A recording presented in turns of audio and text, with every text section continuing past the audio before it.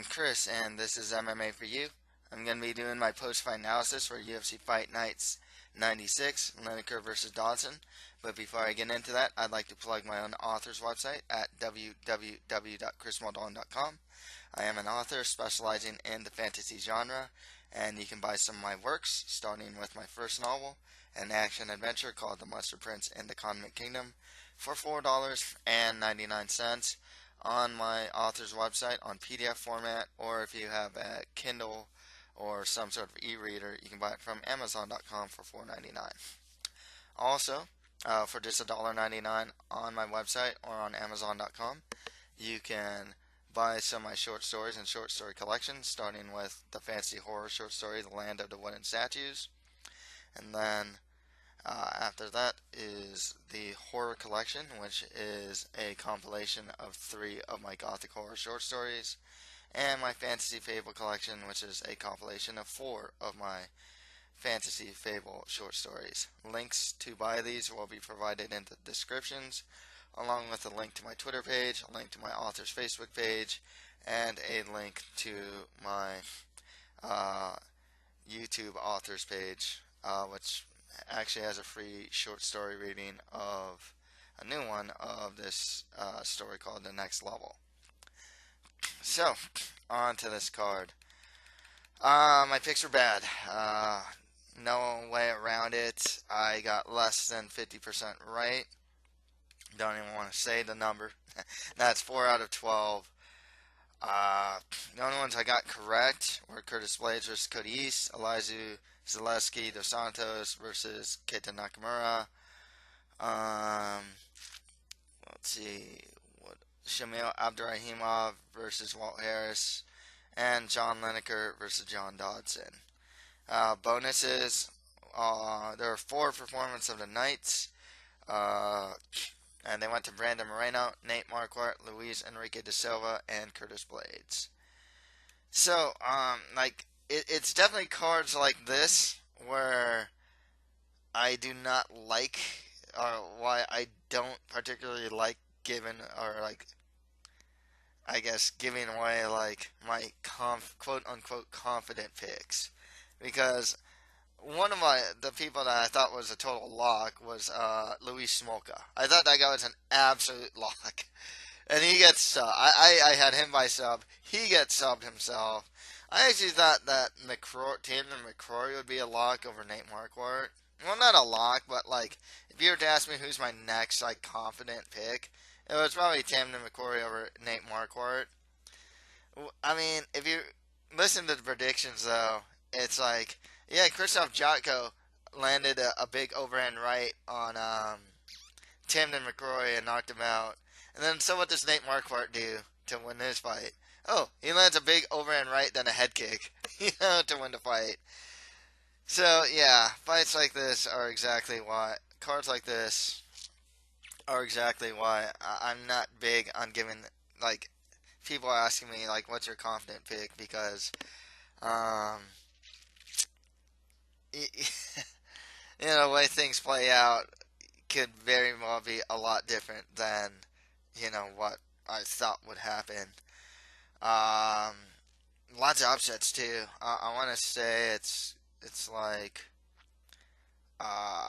let's see, Marquardt, Zaleski, Feely, and a whole main card. I mean, more than that's 7 out of 12 of the fights were won by underdog picks. So I mean, there's good underdog potential here for sure. But the whole main card was like that. But it's stuff like this that you look at things in hindsight. You look at how you look at fighters is gonna be different now. How I look at fighters will be a lot different now, and just interesting to see what you can really take away from here. So, in the main event, John Lineker defeated John Dodson by split decision. So what can I take away from this fight? 1, Lineker has a style of fighting that judges like. Okay, I already kind of knew that, but this fight kind of reinforces that fact. Um, the guy that moves forward, he was punching air, but he was also punching Dodson too. And also, the other thing that Lineker does that makes judges like the way he fights is he never seems to look like he's hurt. So it's like, oh yeah, you landed this flush head kick, but he doesn't flinch. So it makes it look like that clean strike, which is a power strike, didn't do anything and therefore is like null and void. Lineker missed weight for this fight by zero point 0.5 pounds. I mean, he just better not do it again.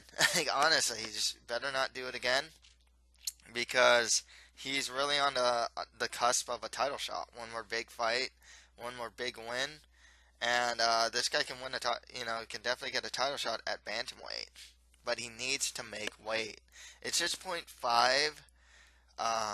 If the reports are to be believed, he did make weight 2 days prior, and then I guess he ate too much and missed weight. I don't know. I don't know if it's true or not. It's not some like egregious amount. Like Alex Oliveira went like 5 pounds overweight, but still, this guy should not be missing weight at bantamweight at all. Like there's really no reason for him to. He's not particularly big for this weight class. The decision was very controversial just because Dodson. I mean, the stats show that Dodson was the more accurate striker, and while he's not throwing as much as Lineker, I believe from. I gotta see the stats again, but if I'm not mistaken, Dodson was actually hitting Lineker more than Lineker was hitting him. Like I said, though, the way a fight looks can influence the judges. So, like, Dodson would hit Lineker, and Lineker doesn't even stop pushing forward. Lineker's hitting Dodson. Dodson's kind of running around, but it's just a bad look, and that's some of the biggest problems. Sometimes Dodson would just circle too much. I mean, his back is close to being along cage. It's just circle, circle, circle, circle, circle, circle, circle, circle, circle. It's just not a good look, and I can see why Lineker won based upon that. Not gonna lie, I thought Dodson probably should have won that fight. Um, the other funny thing is, okay, so I'm watching this fight card with a friend, and I'm like, so the main card happens. All three of those bouts were the upset pick, right? And so when the introductions were happening, they show who's favorite and who's the underdog. I'm like, oh, Lineker's the underdog. He's gonna win. Yes, And lo and behold, Lineker won. It's that type of night. It was a really, I mean, as far as like picks and bets go, it was that type of night. I imagine some did well. Everyone, it's not like everyone's gonna do bad, but from what I gather, a lot of people who were betting on this card didn't do that well. A lot of people who did picks for this card didn't actually do very well. Not to say that's everyone, obviously, but yeah, it's just one of those nights. As far as the Lineker to get next, Jimmy Rivera would be a good fight. Jimmy Rivera's coming off that big win over Faber. Brian Caraway, who can never seem to get an opponent, wouldn't be too bad. I mean, Caraway does have that good win over Aljamain Sterling. I'm assuming that Garbrandt is going to fight Cruz next. So, I would say Garbrandt Lineker would work, but like I said, Garbrandt's probably going to get the next title shot, and Dillashaw, because I think Lineker's actually ranked 3 in bantamweight. So Dillashaw Lineker makes sense for like a number one contender fight.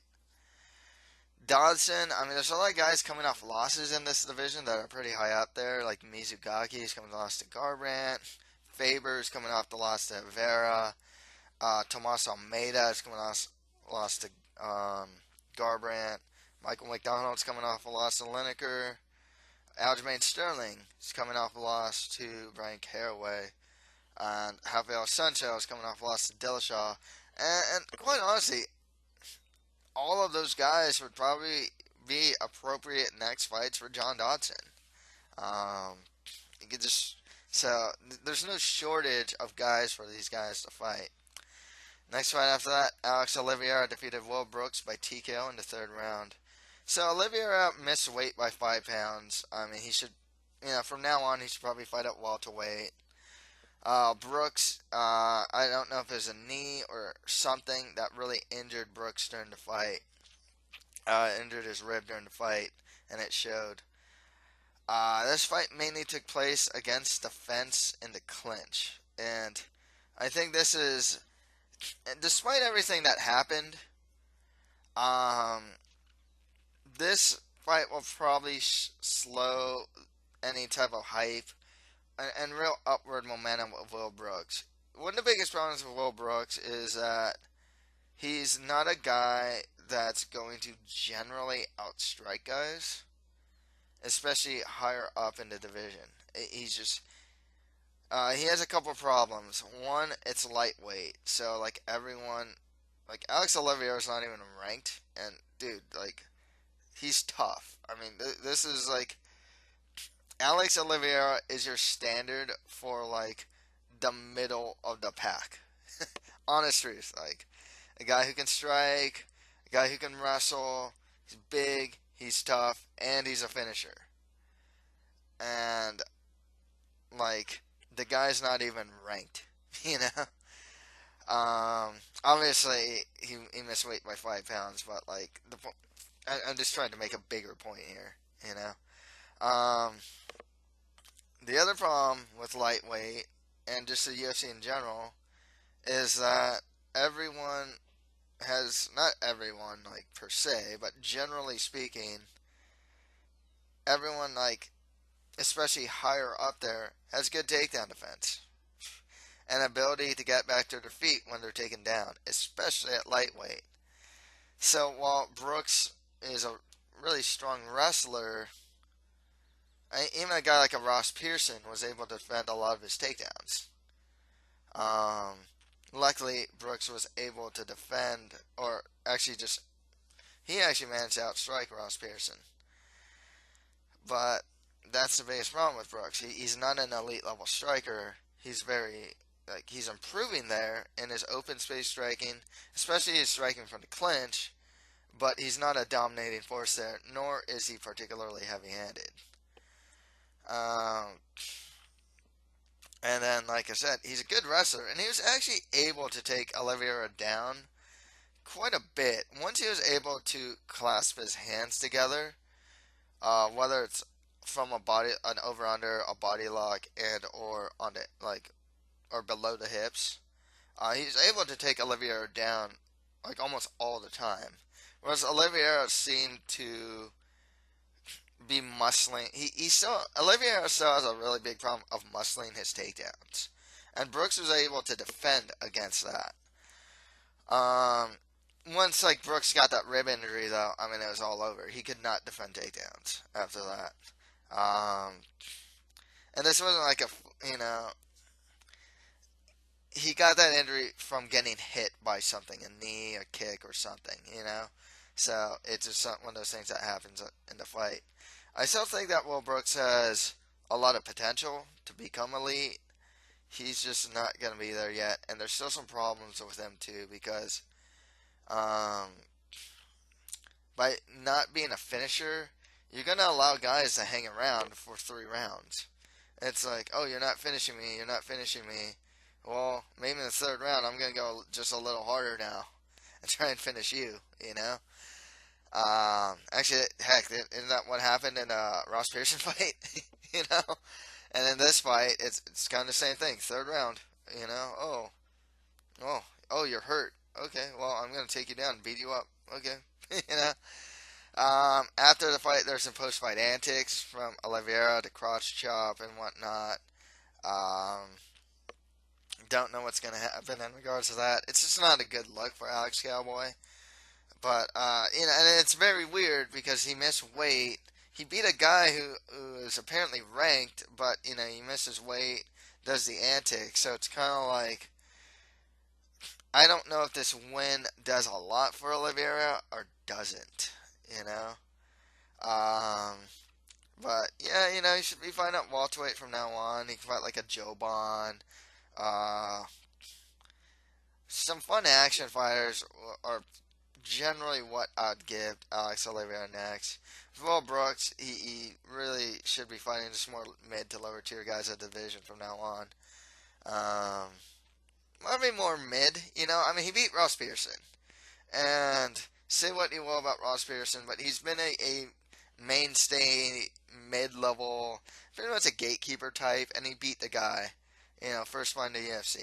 So I mean that at the very least that shows me that Will Brooks can probably beat a good amount of the middle of the pack. I don't know how he'd do against I don't know, like an Evan Dunham even, or a Master and Duba, that are trying to break away from that middle of the pack. Um, Will Brooks just at this point, a loss like this probably keeps him in that middle of the pack at this point. Next one, that Zach Attell defeated Josh Berkman by split decision. I was fine with this decision. Um, video of Attell actually showed that he's primarily a grappler, but he was outstriking Berkman. uh, and honestly, man, I was saying this in the predictions. I'm saying it here. Josh Berkman is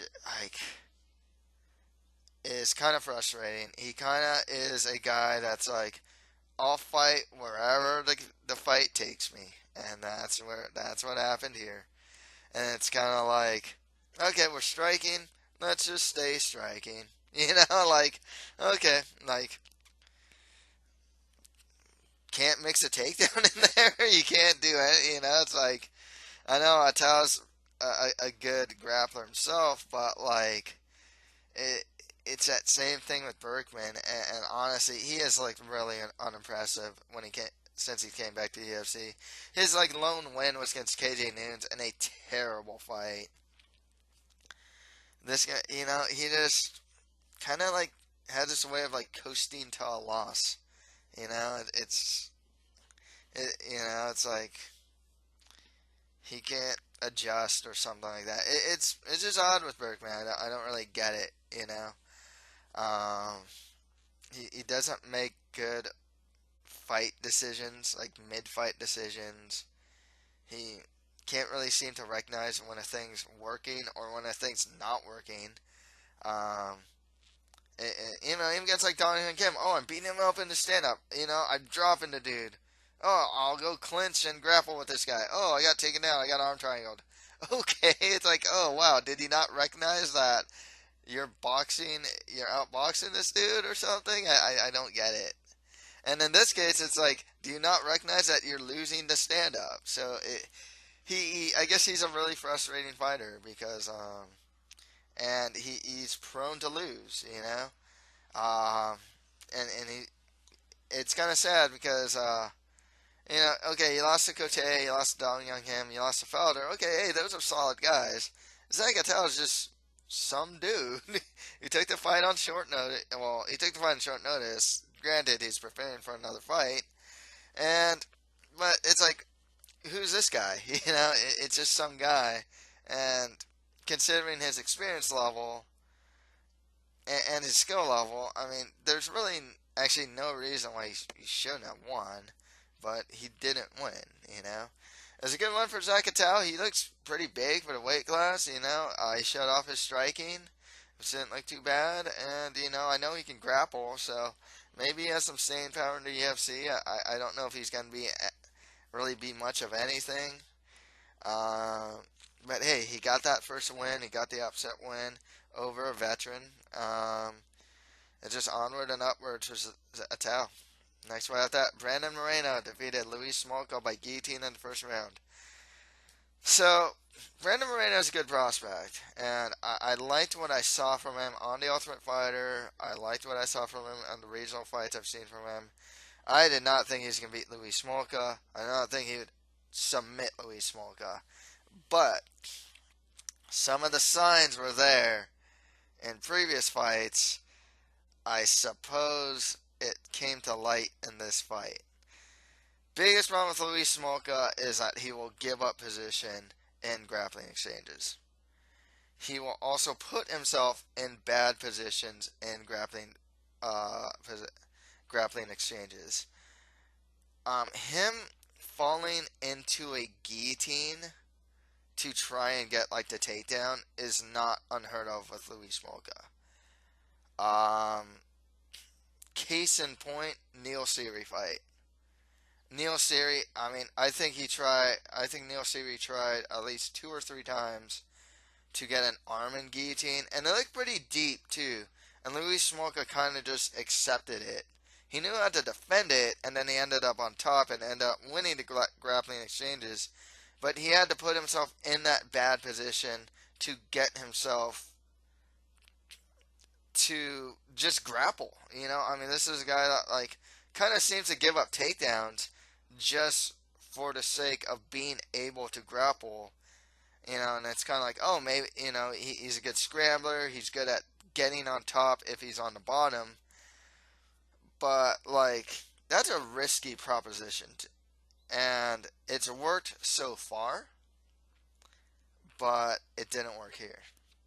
And it didn't work here against, like, the worst guy to not work against. Because it's like, you just made this guy a name in a sense. You know, I mean, Luis Smolka's not some big name, but he's a ranked fighter. He was kind of on a roll, and this guy just beat you in the first round by sub in the area that Smolka is supposed to have expertise in. So, you know, it cost him. So, yeah, the bigger point I'm trying to make is like his bad habit of putting himself in bad positions really cost him here, you know. I mean, it's not like he's gonna get cut or anything, but you know, it's definitely cooling his momentum. Moreno's on the up and up. You know, he's only like 22 or 23. He's a good prospect, and I'm gonna say this right now. I think this season of The Ultimate Fighter is going to get a lot of good flyweight talent. You know, I think Brandon Moreno is just gonna be the first of like many solid talent, young talent too, that's probably going to enter into the UFC coming off The Ultimate Fighter. So those are some pretty good guys they got. Um, and you should probably just fight more like lower to major guys at the division. With Smolka, I mean, he should still fight ranked guys, just guys coming off a loss, like a Dustin Ortiz. Who else is that flyweight that's coming off a loss? Um,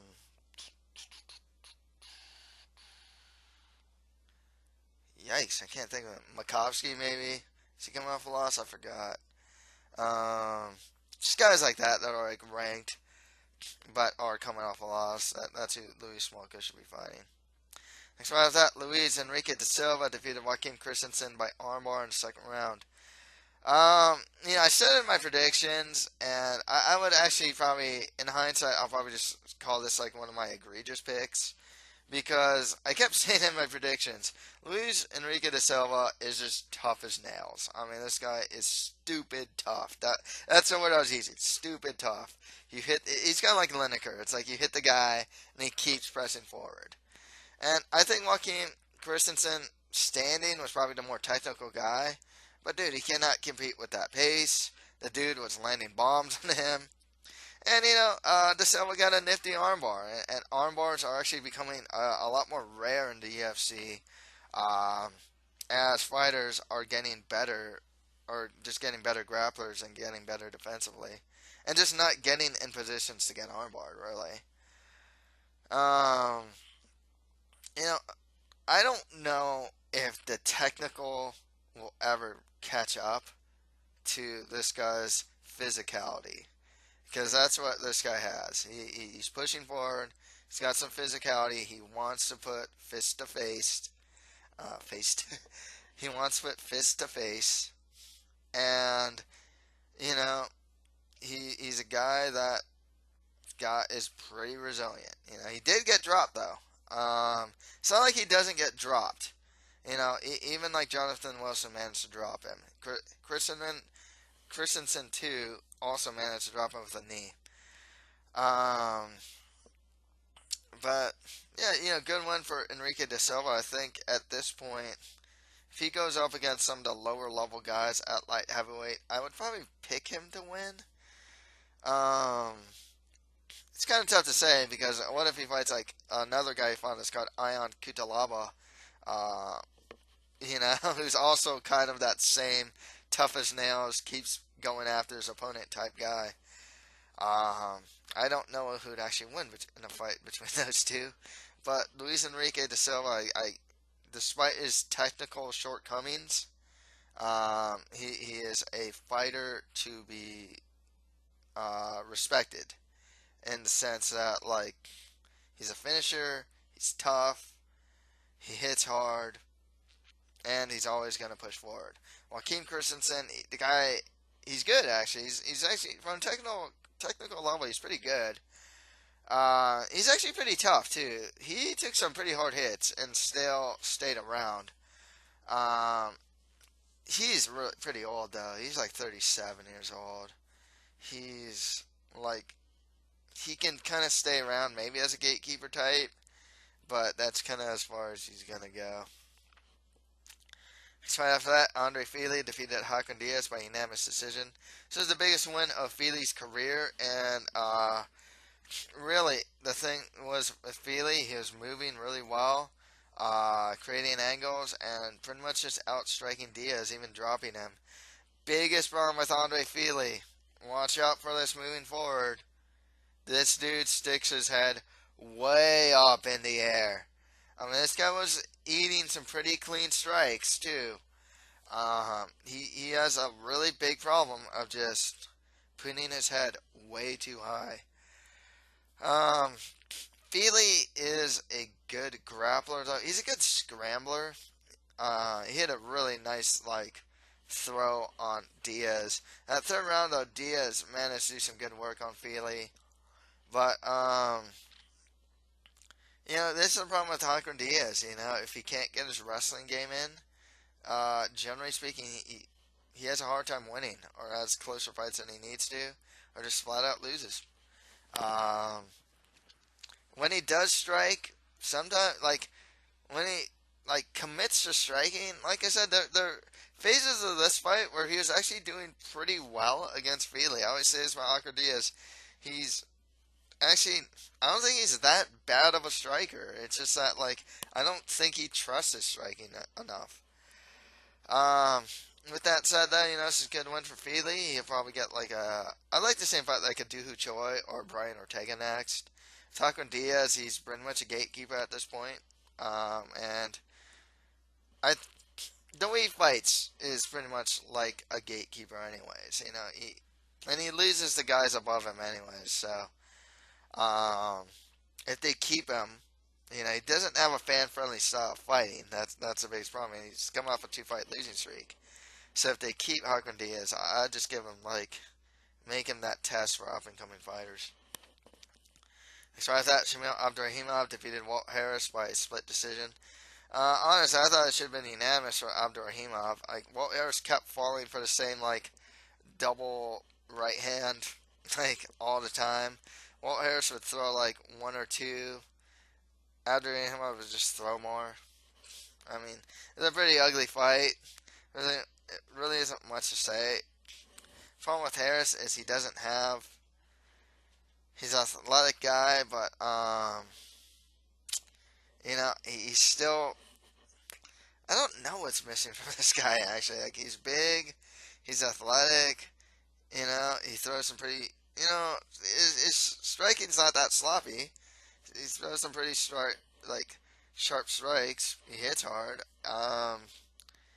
For some reason, it's just not all together. I don't know what it is. You know, Abdurahimov, I mean, he's going to have a lot of ugly fights. That's all I can really say. I don't think there's really much upward momentum for the guy, though. You know, it's just kind of like He's all right. He's not even like the most heavy-handed guy. Um, I don't know if they keep Walt Harris at this point. Well, no, he's coming off a win. Before this, he came out that win over Cody East. So they'll probably keep him for another bout. Both these guys just fight lower tier guys of the division. Despite that, Elias Zaleski dos Santos defeated Keita Nakamura by unanimous decision. This one's actually pretty controversial because Nakamura had the dominant ground positions for a large majority of the fight.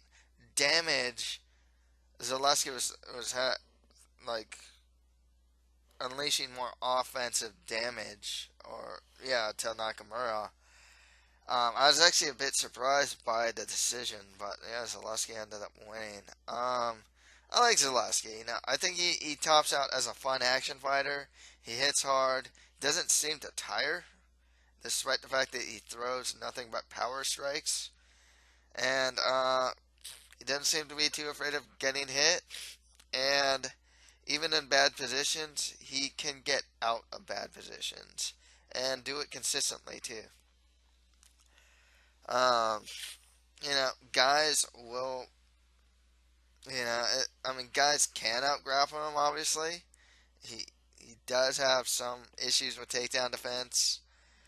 Um, but hey, for a guy like Nakamura to take his back and for him to survive that and get out of there, not just survive but get out of the back take, it's actually pretty. That's a pretty good like. That's just pretty good on Zaleski because Nakamura is like a backpack. He has some really strong back control. So, it's a good look for Zaleski to get out of these bad positions. But, the fact that he's in them isn't, to begin with, isn't, exactly the best look. Um, Nonetheless, good one for Zaleski. I'd still put him in the prospect range. Beat a good, tough, veteran fighter. And a pretty tough stylistic matchup, too, for him. So, good one for Zaleski is on a 2-fight winning streak. It's a fun fighter to watch too. So hoping he gets some bigger fights, some fun action fighters and whatnot in the division. With Keita Nakamura, the guy was coming off like a good 2-fight win streak. He's a good veteran, really good gatekeeper type to keep around. Tough out for a lot of guys. And UFC Fight Pass prelims, Nate Marquardt defeated Tamden McCrory by head kick knockout in the second round. So this was a terrible stylistic matchup for Tamden McCrory. He got taken down. He went for triangles, but the problem is Nate Marquardt is savvy on the ground himself, and everything that McCrory would throw from his back, Nate Marquardt could defend. Based on with McCrory too, I said it in the predictions, and it's funny it came out here because it's kind of like if McCrory didn't get blasted by that overhand right from Krzysztof Jotko, I would be even more confident in picking him to win, right? But the thing is, he got knocked out by it. And so what happens here? Nate Marquardt throws an overhand, gets him to do the chicken dance, and then finishes him off with a head kick. I was actually looking to see if McCrory can really break out of that mid-tier. I talk about it all the time, but it exists. There's a mid-tier purgatory. It's just there's these guys like Chris Camozzi, Brad Scott, Alvey, Daniel Kelly, and whatnot that just kind of stick around in this mid-tier purgatory and can't seem to break out of it. And for a while, I thought McCrory could break out of it, but he has way too many striking deficiencies, especially defensively, to be able to do that. Marquardt hits hard. Krzysztof Jotko does not, is not known to knock dudes out. And There's also a 2-fight losing streak for McCrory too.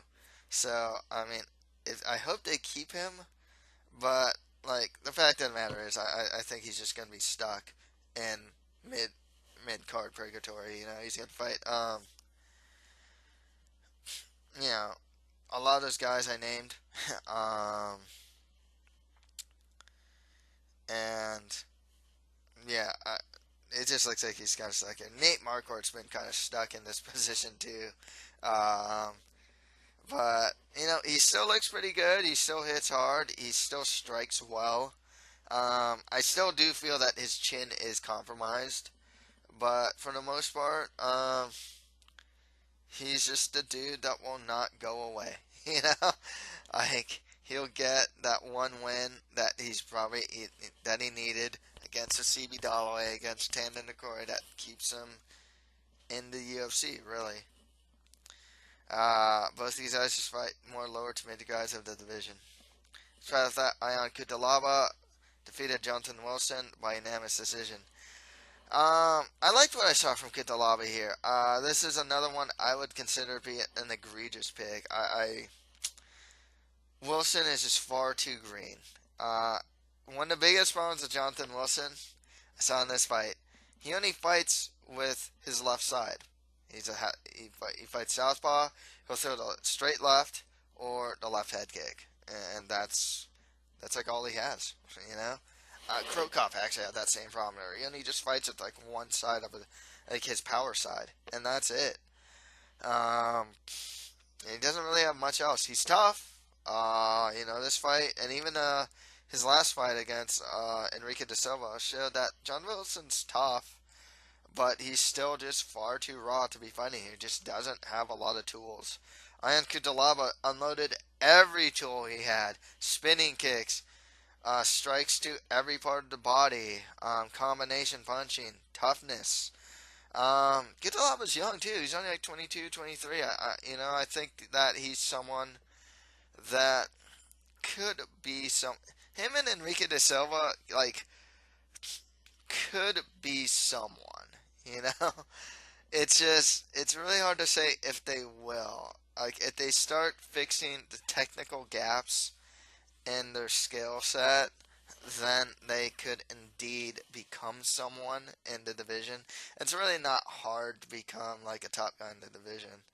Um, I think certain guys are like starting to set that blueprint too, where it's like if you're like kind of tough or like whatnot, like OSP, you know, it's kind of like the guy's not a technical marvel, but he can get really high up there. And another guy that's starting to do that is Nikita Krylov is starting, you know, like he's starting to put the technical with his like stupid toughness and stupid aggression with a little more patience, and he's getting more technical, and the dude's like coming up like now he's actually someone to like really look out for. And you know, these guys like Ion Kutalaba, who are still kind of this like loose cannon type, you know, way of fighting, and Enrique de Silva, I mean, guys, like I said, there are guys that can get pretty high up there in light heavyweight by being something of this like loose cannon type fighter, I guess. I hope you get like what I'm trying to say.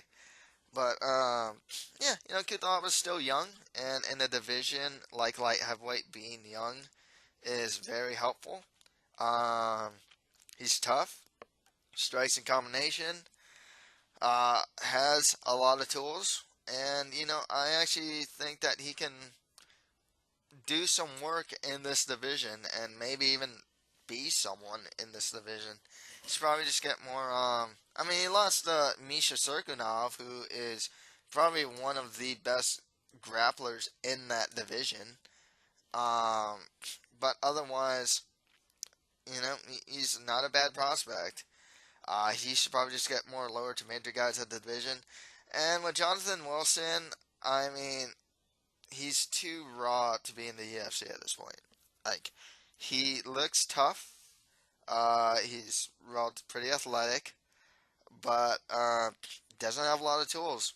and that's something that he needs to work on, and something that he should probably be working on the regional scene, because the guys he's losing to are, not exactly guys that are high up there. You know, Enrique da Silva and Ion Cutelaba are still very new to the UFC, and he's losing to these guys. So yeah, he should, like he just needs more seasoning in the regional scene. So after that, Curtis Blades defeated Cody East by TKO elbows in the second round. Yeah, Curtis Blades. He's a prospect I'm high on. He lost to Francis Gano, but hey, Francis Gano, in my opinion, is the best prospect in heavyweight. Like, no two ways around it. I don't think there's a better prospect than Francis Gano. So losing to him, it's fine. This is a good win. He needed this win. He's a good wrestler. Like, he's one of the better wrestlers of this division, and that alone's gonna take him pretty far. A guy like Francis Gano, who's like this like insane athlete, though. Yeah, he's gonna be able to get off from the bottom. He's gonna be able to like fish and underhook super quickly. But not a lot of heavyweights are gonna be able to do that. They just don't have that like crazy athleticism. And so, like, a guy like Curtis Blades will probably be able to take down a lot of his opposition in heavyweight. I actually think that Blades has top 10 potential, if not even top 5. And this is a guy he still needs to work on his striking, though. His striking is not good. And he takes far too many hits to my liking, but he is tough. I mean, even against Francis Gano, I mean, he lost by doctor stoppage. And in this fight, like, he was still there, even though he was eating some pretty big shots from East. So he needs to work on his striking, but just with his wrestling alone, I think he can get pretty far. Cody East, 2 losses in a row, both by knockout. I don't really know what to say. I think he was looking for a fight. These guys from Looking for a Fight aren't doing so well, except for like Mickey Gall, and even with him, it's still up in the air. Randy Brown's not too bad though either. I don't know what to say about Cody East. He looks like a quality heavyweight, but for some reason he hits hard. Um, for some reason though, it's just he can't seem to win in the UFC. I think he has some defensive problems, as shown in that Walt Harris fight. And I guess that's enough that he just can't win at this level. And it's very odd because, like, I saw him in the regional scene, and after seeing him in the regional scene, I was like, oh yeah, this guy should totally be in the UFC. Maybe he gets one more fight in the UFC, and that's fine. He can always use heavyweights in their 20s. Those are always pretty rare. So maybe he can turn a corner. Because honestly, I don't really think he can do much else in the regional scene. So just give him some like those really low level like heavyweights and see what he can do, I guess. And finally, Ketlin Vieira defeated Kelly Fashels by a split decision. So here's the problem with Fashels. She was a better striker here, but she was the better boxer. And her problem is she throws a single kick got caught, got taken down, got kept on her back. And it's not that she got kept on her back. I don't know if she has the tools to get back to her feet when she's taken down, and or if she's just far too content off of her back. I think it's a combination of the two. I think Kelly Fashels is actually pretty good. Her striking, like, really, if she striked it like she did in that third round, she could have won the fight and just threw hands. But that was not to be. I don't really know about Ketlin Vieira. Like, this fight didn't really tell me a lot about her. She got the much needed win, but it was kind of like, oh, this girl's kicking me with single kicks. She read the kick, take her down, and she just was just kind of on top for the rest of the round. I mean, I don't know if she's gonna like. I don't know what that really tells me about her. You know what I mean? It's she got the win she needed, but I just don't know how she'll do against the rest of the division. Granted, skill wise, like it's not super high level skill in women's bantamweight. It's probably honestly, it's probably one of the least skilled divisions in the UFC. It's a division where you can still bull rush into the clinch, get a takedown, pass a dominant position, and win fights, and have a really basic, rudimentary game like that, and heck, win championships by doing that, or have like really big flaws, and you can have really big flaws in this division and still be champion. So, um, it's a good win for Vieira. Tough break for Kelly Fashels, who, like I said, I think is actually pretty solid, but just needs some work, especially with her wrestling. Um, she was only like 3-1. She doesn't have a lot of experience. She's someone that probably could do pretty well in Invicta and get some experience there. Um, but yeah, just if not, just more lower to mid tier fighters of the division. So that's pretty much it for my post fight analysis for UFC Fight Night 96. If you have any comments, just leave them below. And check out my author's website at www.chrismodon.com. You can buy some of my works, starting with my first novel, The Mustard Prince in the Condiment Kingdom, for $4.99 on Amazon or on my website. And for just $1.99, you can buy some of my short stories and short story collections, starting with The Land of the Wooden Statues.